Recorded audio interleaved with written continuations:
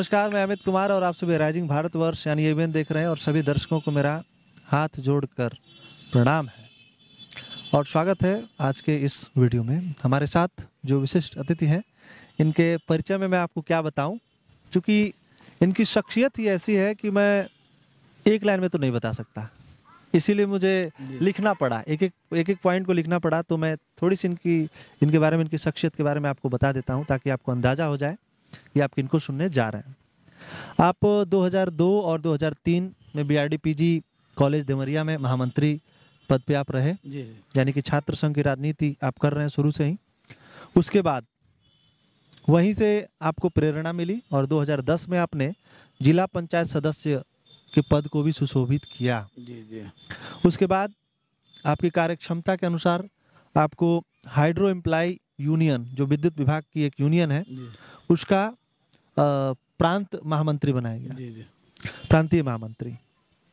और सेवा की जहाँ तक बात करें तो आपने करोड़ों के ट्रांसफार्मर्स आज तक लगवाए अपने क्षेत्र में और लाखों लोगों के आँख कान और इस तरीके की हार्ट के भी बहुत सारे ऑपरेशंस को आपने लोगों के सहयोग से और अपने सहयोग से खड़े होकर समाज सेवी के रूप में आपने बहुत सारा सहयोग दिया है।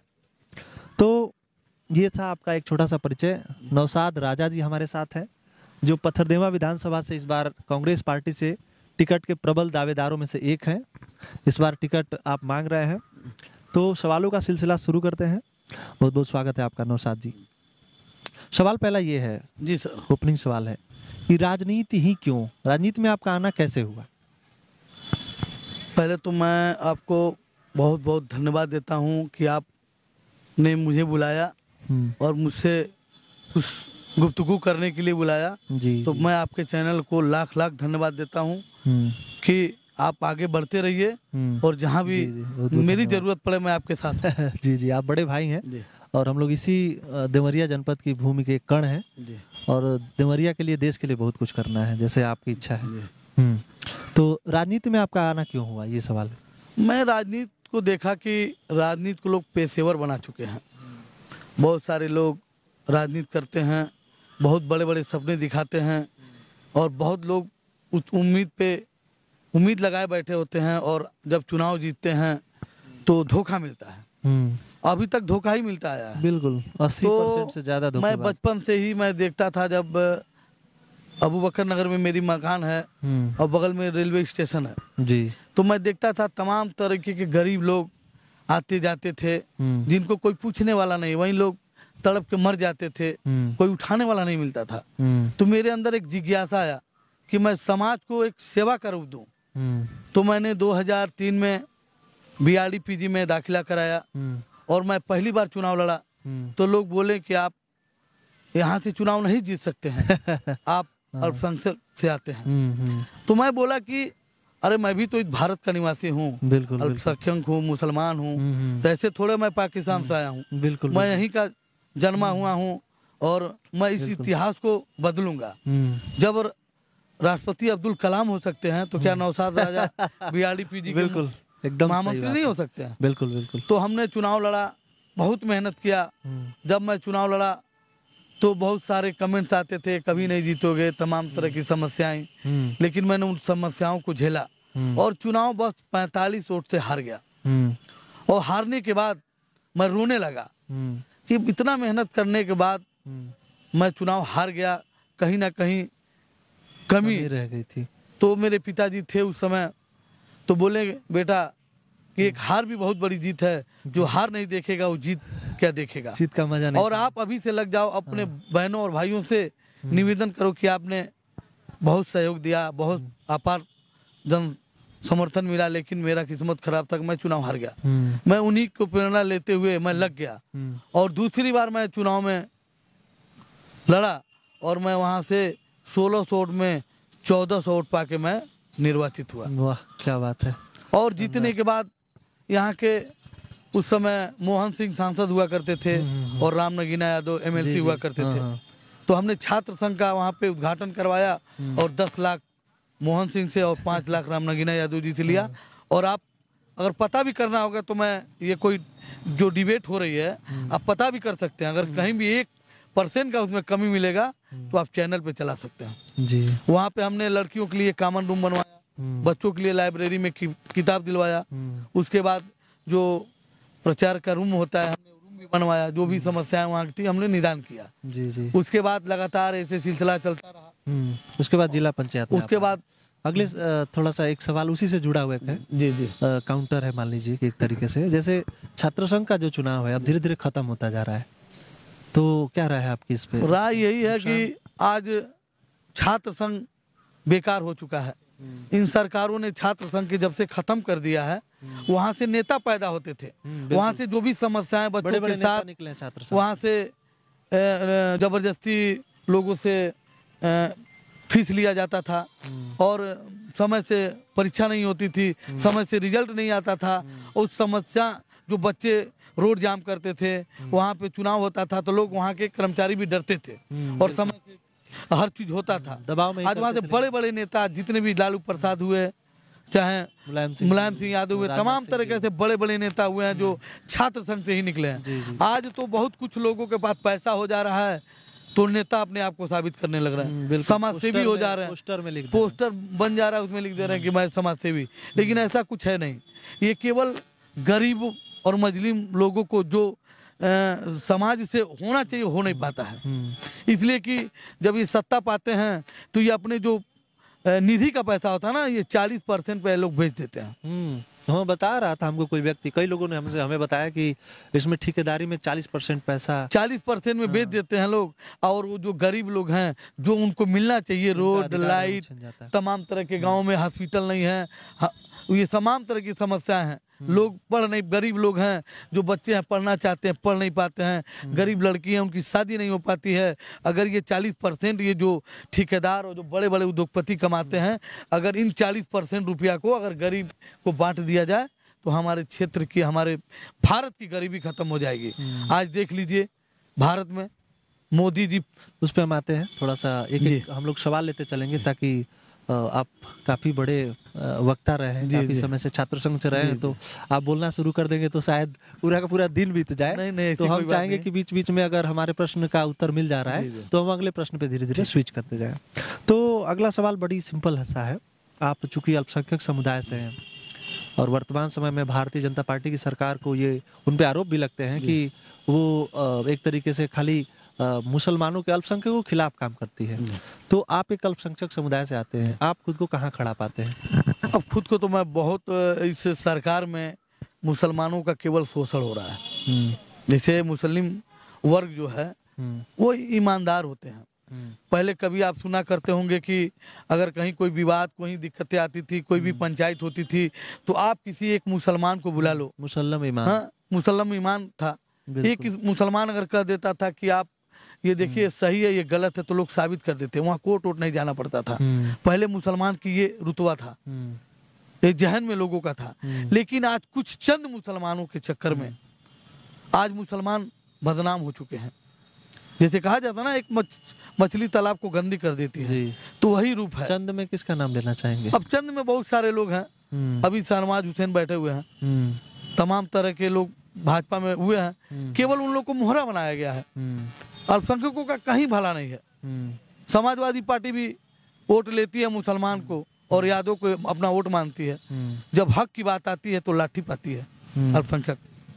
आप थाने पे चले जाइए, कहीं भी चले जाइए, केवल ये लोग वोट के शिकार होते हैं मुसलमान, और कहीं नहीं है वोट की राजनीति। और हिंदू मुसलमान में बढ़ जाते हैं। लोग कहते हैं भाजपा हराओ, ये तमाम तरह की बातें हैं, लेकिन भाजपा और सपा में कोई अंतर नहीं है। आज देख लीजिए, पूरे भाजपा के मंत्री विधायक 5 साल मलाई काटे हैं और उसके बाद सारे लोग सपा में चले गए। तो हमारे सपा और भाजपा में अंतर क्या, आप बता दीजिए। और सपा के लोग, आप मुलायम सिंह की बहू जो प्रतीक यादव की पत्नी अर्पणा यादव है, जो आज भाजपा में चली गई, ये सब सोची साची रणनीति है। ये आने वाला टाइम आपको पता लगेगा। अभी देखिएगा मोहन भागवत के साथ मुलायम सिंह जी ने फोटो शेयर हुआ होगा, आपने देखा होगा। हाँ, वो सब तो चलता है। योगी आदित्यनाथ उनके घर जाते हैं और ये बात करते हैं, ये सब तो चलता रहता है। ये थोड़ी जैसे अक्सर ये होता है, आम जनता भी ये बात करती है कि हम लोग आपस में लड़ मरते हैं, लेकिन नेता एक साथ फोटो खिंचाते हैं, चाय पीते हैं, तो वो एक अलग परंपरा रही है लोकतंत्र लेकिन आप की। मंच पे बोलते हैं ना, योगी के खिलाफ बोलते हैं, मोदी के खिलाफ बोलते हैं, जी जी, आरएसएस के खिलाफ बोलते हैं, तो वो बोलना नहीं चाहिए ना। मान लीजिए आप जनता चूतिया बनती है ना। हाँ, जनता इसमें मूर्ख बनती है, सही बात है। लेकिन जनता इस बार होशियार हो चुकी है, वो समय बताएगा सब। किसानों की बात करें, आप किसान परिवार से हैं, किसान आप भी हैं, आपके घर में किसानी होती रही है पारंपरिक रूप से, तो इस किसान आंदोलन हुआ, किसान आंदोलन में खालिस्तानियों की उपस्थिति रही, बॉर्डर पे दलित को काट दिया गया, बहुत सारी ऐसी गतिविधियां हुई जिससे किसान आंदोलन लगा ही नहीं कि किसान आंदोलन है। आपकी क्या राय है इस पे? सर आपको बता दें, किसान आंदोलन को पूरे भारत देश ने देखा, पूरे विश्व ने देखा, सालों तक चला, और किसान बेबस हो चुके थे। जो किसान बिल आया था वो किसान के हक में नहीं था, उसको लोग यहाँ से पलायन करके जाके वहाँ पे धरना दिए, तमाम तरह की जाम, सड़कें जाम हुई।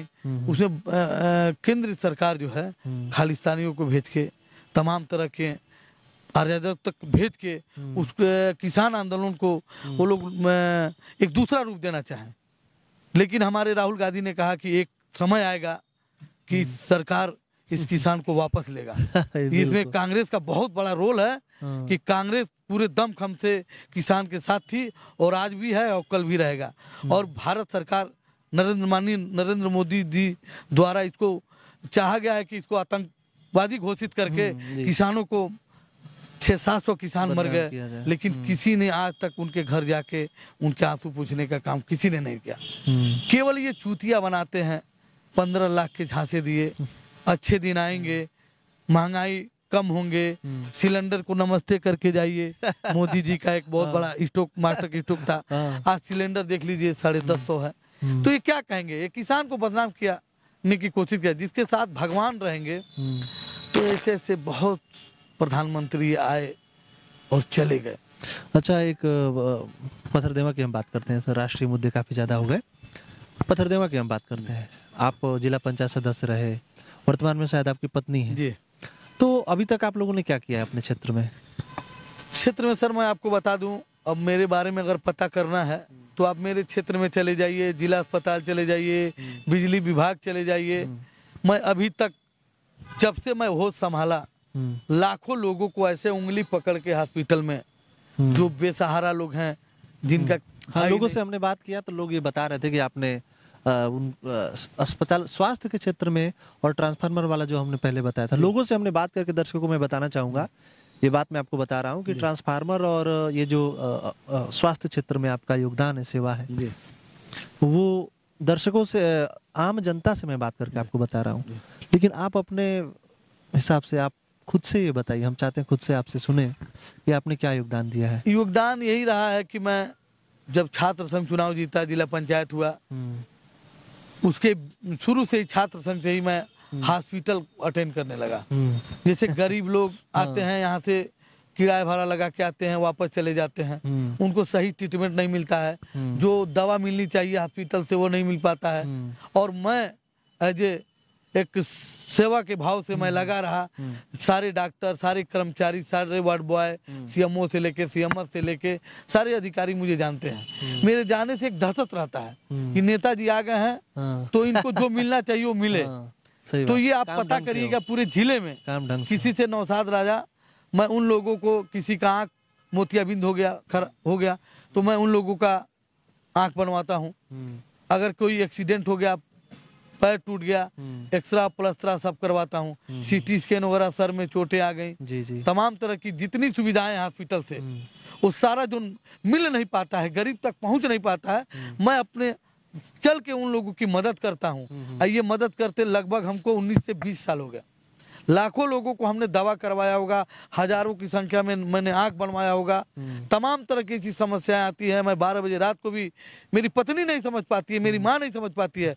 बड़ी समस्या हो गई आपके? नहीं समझ नहीं पाती कि मेरा ही बेटा है और इतना बड़ा ये जिगर लेके चलता है। 12 बजे रात को, 1 बजे रात को लोग बोलते हैं कि तुम्हारे साथ कोई घटना हो जाएगा, तुम्हारे साथ कोई वारदात हो जाएगा, तुम राजनीति करते हो, सेवा करते हो, तुम्हारे पीछे तमाम तरह के लोग भी लगे होंगे। लेकिन हम कहते हैं कि अगर भगवान, अल्लाह, ईश्वर जब लिखा रहेगा ना, तभी मौत आएगी। इंसान किसी को मारता नहीं है। शानदार। तो मैं लगा रहता हूँ निरंतर। आज उसी का देन है, मैं आज 35-36 साल की उम्र में छात्र संघ रहा। जनता पूरी जोश खरोशों से मेरे साथ रहती है। और आज मैं विधानसभा पथरदेवा के लिए प्रत्याशी भी हूँ कांग्रेस से। और वहाँ पे बड़े बड़े लोग, सूर्य प्रताप शाही। हाँ, इस पे थोड़ा सा हम जानना चाहेंगे। जैसे वहाँ पे इतने बड़े मंत्री हैं, 2 मंत्री भाई चुनाव लड़ रहे हैं, और मतलब आपके आने के बाद से जो ही आपने वहाँ से अपना एक तरीके से ताल ठोका, तो दहशत मच गई, एकदम हड़बड़ी मच गई, चाहे वो कोई भी पार्टी हो। आपकी भी पार्टी में बहुत लोग हैं, एकदम हड़बड़ा गए कि भाई ये कौन आ गया, ऐसा कैसे हो गया। तो सभी चीजें बदल गई। जैसे सत्य की जीत होती है, जब आप अच्छा कर्म करेंगे ना, और जब भगवान ईश्वर अल्लाह आपके साथ रहेंगे ना, तो बहुत बड़ा कारवा बनता है। आज सूर्य प्रताप शाही योगी आदित्यनाथ मुख्यमंत्री जी के बाद शपथ लिए, और माने जाने कई बार मंत्री रह चुके, गृह मंत्री रह चुके हैं जी। और वो पूरे 5 साल में कहीं नजर नहीं आए। कोरोना काल में लोग ऑक्सीजन के बिना, दवा के बिना मर रहे थे। ये लखनऊ घूम रहे थे, सहारनपुर घूम रहे थे, इनको जनता की फिक्र नहीं थी।